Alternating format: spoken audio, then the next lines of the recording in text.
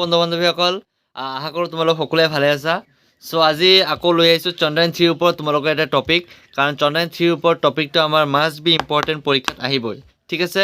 এইটো টপিকৰ ওপৰত আজি আমি আলোচনা কৰিম, কেনেকুৱা ধৰণৰ কুৱেশ্যন আহিব পাৰে, কি কুৱেশ্যন আহি যাব পাৰে, সেইটো মই একদম PDF ৱাইজ তোমালোকক যিবোৰ কুৱেশ্যন আহি যাব পাৰে সেইবোৰ কুৱেশ্যনৰ ওপৰত মই তোমালোকৰ ওপৰত ভিডিঅ'টো লৈ আহিছোঁ। তোমালোকে স্কিপ নকৰাকৈ ভিডিঅ'টো সম্পূৰ্ণকৈ চাবা, আৰু যদি মোৰ চেনেলত নতুনকৈ আহি থাকা তেনেহ'লে চেনেলটো লাইক আৰু ছাবস্ক্ৰাইব কৰি দিবা, যাতে তোমাৰ সকলোতকৈ আগত তোমাৰ ওপৰত ভিডিঅ'কেইটা যাব পাৰে। লগতে বেল আইকনো দবাই দিবা। যদি ভিডিঅ'টো মই আগতে কোৱা নাই যে চেনেলটো লাইক দবাই দিবা, কাৰণ তোমালোকে সম্পূৰ্ণ ভিডিঅ'টো চাবা, তেতিয়াহে তোমালোকে গম পাবা ভিডিঅ'টো কেনেকুৱা ধৰণৰ হৈছে। যদি ভিডিঅ'টো ভাল লাগিছে তেনেহ'লে চেনেলটো ছাবস্ক্ৰাইব কৰি দিবা। ঠিক আছে, আহা আমি কুৱেশ্যনকেইটা আলোচনা কৰোঁ। প্ৰথম কুৱেশ্যনটো দিছে, when was the mission Chandrayaan 3 lunch, মানে চন্দ্ৰায়ন 3 যিটো মিছন আছিলে এইটো কেতিয়া লাঞ্চ কৰা হৈছে। তোমালোকে দেখাই পাইছা। 14 জুলাই 2023 চনত আমাৰ চন্দ্ৰায়ন মিছন 3 লাঞ্চ কৰিছে, ঠিক আছে। পৰৱৰ্তী কুৱেশ্যনটো দিয়া হৈছে যে when did Chandrayaan 3 land on the surface of the moon, মানে চন্দ্ৰায়ন 3 কেতিয়া মুনৰ মাজত লেণ্ড কৰিছিলে, ঠিক আছে। ইয়াতে কাৰেক্ট এনচাৰ হৈ যাব, তোমালোকে দেখাই পাইছা 2023 23 আগষ্ট তাৰিখে, আৰু 23 আগষ্ট তাৰিখে আমি কি দিব হিচাপে পালন কৰোঁ। 23 আগষ্ট হিচাপে আমি কি দিব পালন কৰোঁ, নেশ্যনেল স্পেচ ডে হিচাপে ঘোষণা কৰিছে প্ৰধানমন্ত্ৰী নৰেন্দ্ৰ মোদীয়ে, ঠিক আছে। নেশ্যনেল স্পেচ ডে হিচাপে ঘোষণা কৰিছে, তোমালোকে জানি থবা এইবোৰ কুৱেশ্যন। পৰৱৰ্তী কুৱেশ্যনটো দিয়া হৈছে যে mission Chandrayaan 3 has been launch from where, মানে চন্দ্ৰায়ন 3 মিছনটো ক'ৰ পৰা লঞ্চ কৰা হৈছিলে। ইণ্ডিয়ান স্পেচ ৰিচাৰ্চ অৰ্গেনাইজেশ্যন বেংগলোৰৰ পৰা, নে সতীশ ধাৱন স্পেচ চেণ্টাৰ হৰিকটৰ পৰা, নে ডিফেন্স মিনিষ্টাৰ। তোমালোকে অলৰেডি দেখাই পাইছা সতীশ ধাৱন স্পেচ চেণ্টাৰ হৰিকটৰ পৰা, যিটো অন্ধ্ৰপ্ৰদেশত অৱস্থিত। বৰ্তমান ক'ত অৱস্থিত, অন্ধ্ৰপ্ৰদেশত অৱস্থিত চন্দ্ৰায়ন 3, ঠিক আছে, মানে সতীশ ধাৱন স্পেচ চেণ্টাৰটো।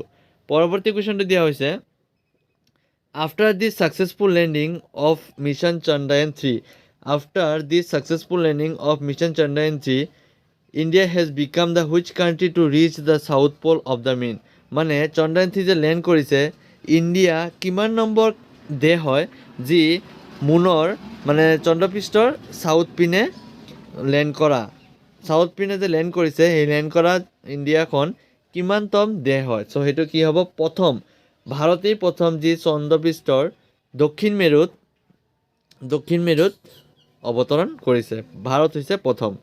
আমাৰ পৰৱৰ্তী কুৱেশ্যনটো দিয়া হৈছে যে where to land Chandrayaan 3, where to land, মানে অলৰেডি আমি কৈ গ'লোঁ চন্দ্ৰায়ন 3 ক'ত লেণ্ড কৰিছিলে। দক্ষিণ লুনাৰ চাউথ পলত লেণ্ড কৰিছে, আমি অলৰেডি গম পাইছোঁ। আমাৰ পৰৱৰ্তী কুৱেশ্যনটো দিয়া হৈছে which rocket was Chandrayaan 3 lunch, Chandrayaan 3 কোনটো ৰকেটৰ দ্বাৰা লাঞ্চ কৰা হৈছিলে। সেইটো কি হ'ব, LV M3 M4, LV M3 M4। এইটো জানি থবা, এইটো মষ্ট ইম্পৰ্টেণ্ট কুৱেশ্যন হয়, এইটো প্ৰায় অহাৰ সম্ভাৱনা বেছি। আমাৰ পৰৱৰ্তী কুৱেশ্যনটো দিয়া হৈছে হু লেড দ্য চন্দ্ৰায়ন 3 মিছন, মানে চন্দ্ৰায়ন 3 মিছনৰ লিড কোনে লৈছিলে। ঋতু কৰিডৰ, তাক কি জনা যায়, ভাৰতৰ ৰকেট মহিলা বুলি জনা যায়।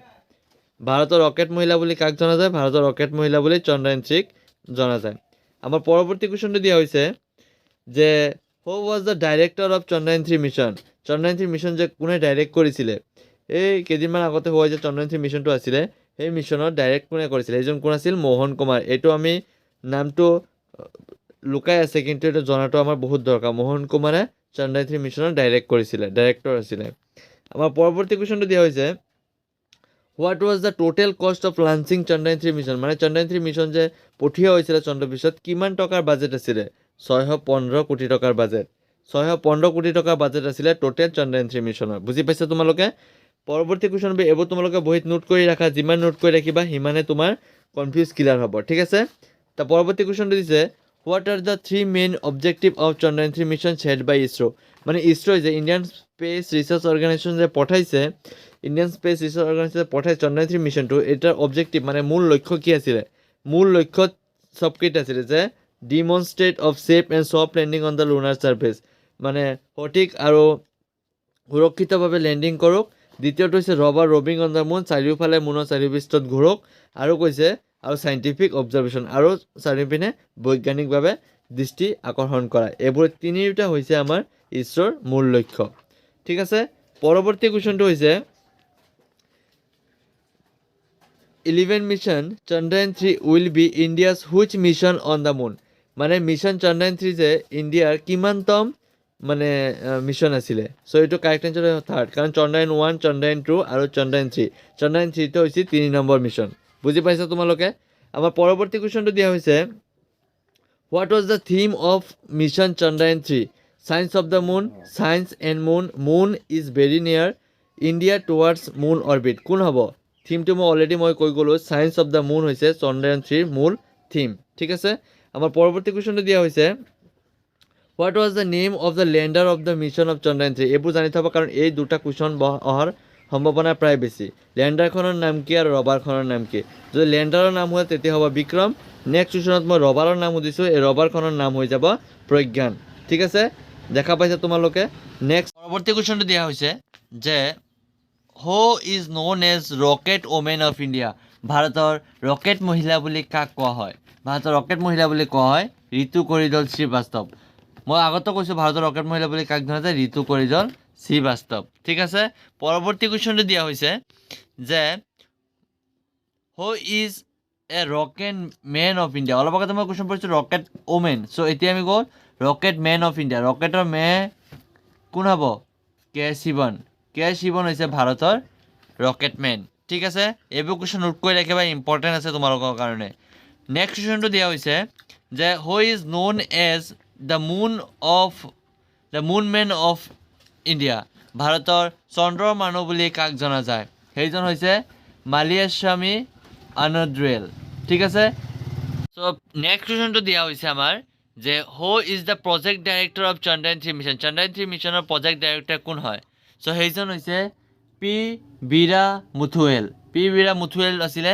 Chandrayaan 3 প্ৰজেক্টৰ ডাইৰেক্টৰ মই খালি Chandrayaan 3 ওপৰত মই ভিডিঅ'টো আনিছোঁ তোমালোকে Chandrayaan 1 আৰু Chandrayaan 2ৰো চাই যাবা কাৰণ Chandrayaan 1 Chandrayaan 2ৰ ওপৰত ইম্পৰ্টেণ্ট কুৱেশ্যন আহি যাব পাৰে নেক্সট কুৱেশ্যনটো দিয়া হৈছে যে who has launch the mission Chandrayaan 3 mission কোনে লঞ্চ কৰিছে আমি সকলোৱে জানো ইণ্ডিয়ান স্পেচ ৰিচাৰ্চ অৰ্গেনাইজেশ্যন ইছৰোৰ ফুল ফৰ্মটো জানি থবা যি 1969 চনৰ 15 আগষ্ট তাৰিখে এষ্টাব্লিছ হৈছিলে 1969 চনৰ 15 আগষ্ট তাৰিখে এষ্টাব্লিছ হৈছিলে ঠিক আছে এইবোৰ জানি থবা আৰু ইউএছএৰ হৈছে নাসা জানি থবা এইবোৰৰ কুৱেশ্যন টপিক আহি যাব পাৰে আমাৰ লাষ্ট কুৱেশ্যনটো হৈছে যে which of the following is not there Chandrayaan 3 মাজত কোনটো নহয় লেণ্ডাৰ দিছে ৰবাৰ দিছে অৰবিট দিছে নন অফ দিছ আমি জানো অৰবিটখন Chandrayaan 3 নহয় অৰবিটত Chandrayaan 3 নগৰে অৰবিটত ঘূৰিব আদিত্য L1 কি ঘূৰিব আদিত্য L1 আদিত্য L1 টো কি আদিত্য L1 খন হৈছে